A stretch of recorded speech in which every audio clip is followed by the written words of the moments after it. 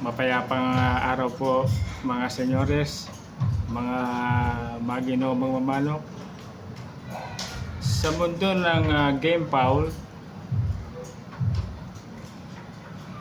ang usapang bloodline ay parang usapang relihiyon.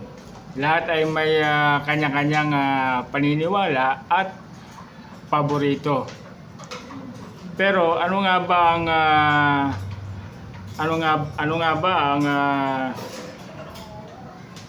ang pagkakaiba nito? Bakit ang Hutch ay kilala sa bangis at ang Sweater ay kilala sa talino?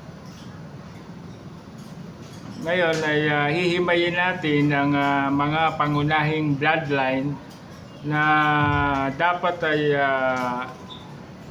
kikilalanin natin bawat isa. Kikilalanin natin ang kanilang mga karakteristiko, ang kanilang mga katangian.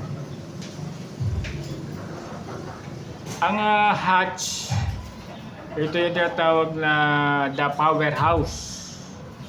Merong mga ibang breeder na nag-i-infuse ng Hutch sa kanilang mga ginagawang breeding program para mas lalong maging vigor ang kanilang gagawing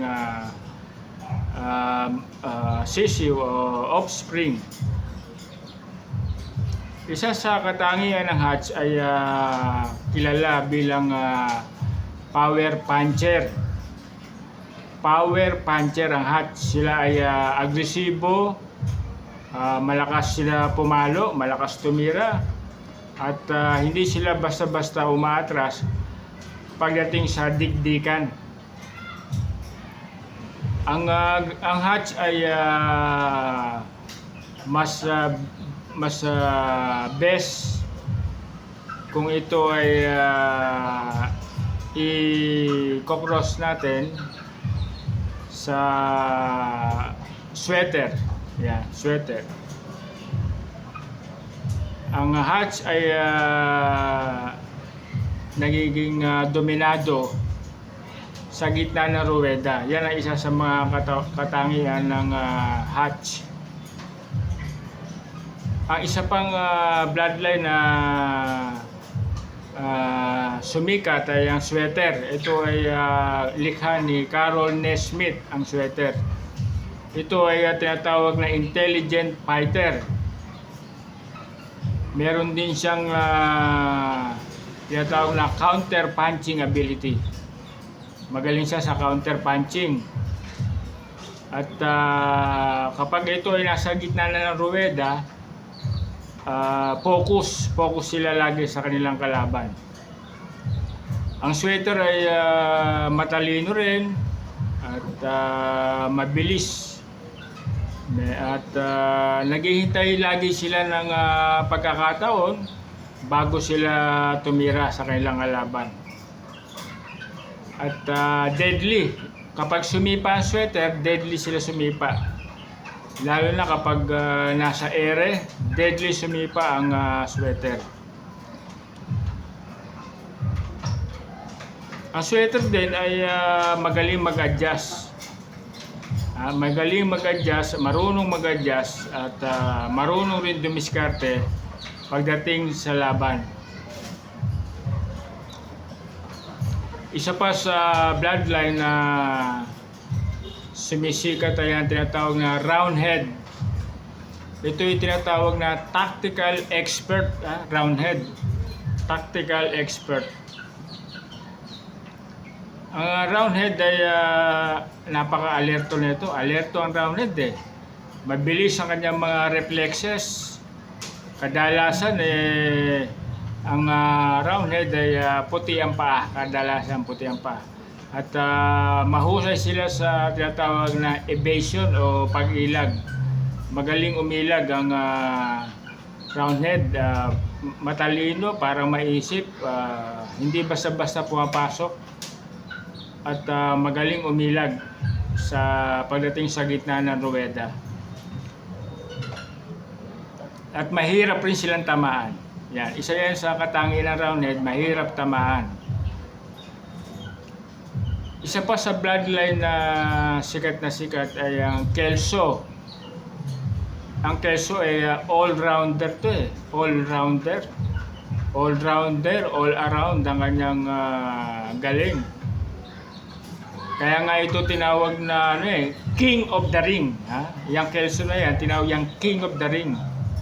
Dahil sa pagiging versatile.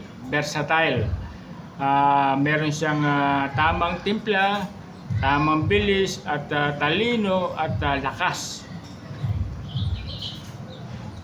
Ito kayang-kaya na ito makipagsabayan kahit na sino pa ang makaharap niya, kayang-kaya niya makipagsabayan. Tandaan natin at ang bloodline po ay basihan lamang. At ang kalalabasan ng laban ay nakadepende pa rin sa conditioning ng ating mga warrior. Yan po ay basihan lamang. Siyempre, 100% na nakadepende pa rin yan kung paano tayo magkondisyon ng ating mga warrior. Paano ba tayo magbigay ng nutrition at paano ba tayo magmahal sa ating mga warrior.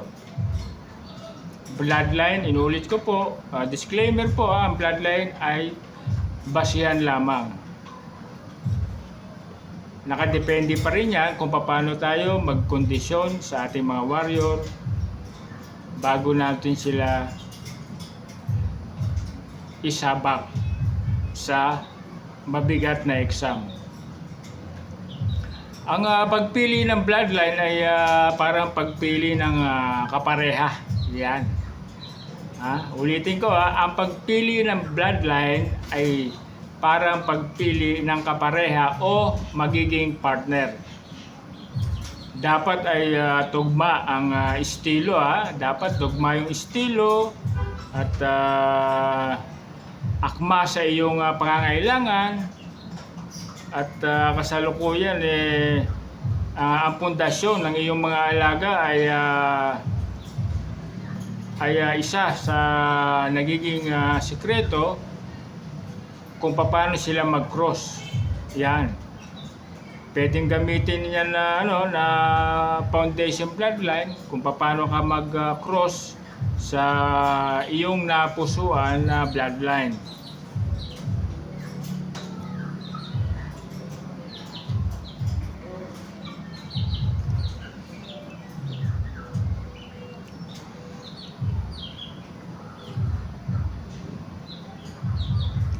Ang bloodline kasi tumutukoy lamang ito sa kanilang pinagmulan o pamilya ng mga warrior.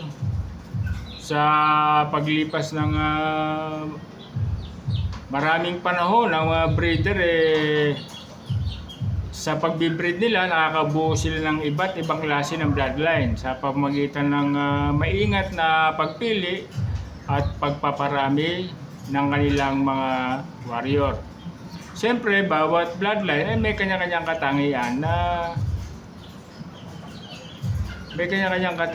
ng bawat bloodline na ating pipiliin na gagawing foundation bloodline na sa bubuuin nating breeding program.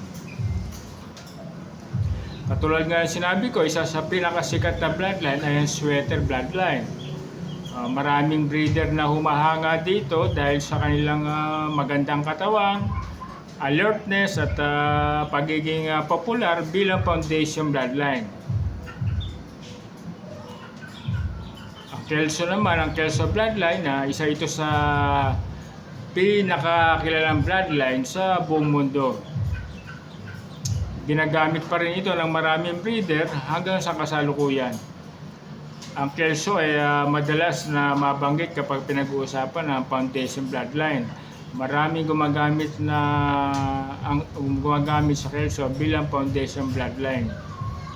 Isa rin nga yun, katulad na sinabi ko kanina, yung kilalang bloodline, yung Hatch. Isa sa mga katangian kasi ng Hatch ay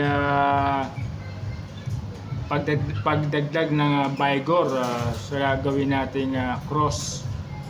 Pag cross, meron pa pala na isang bloodline na oriental na bloodline. Ito yung tinatawag na asil.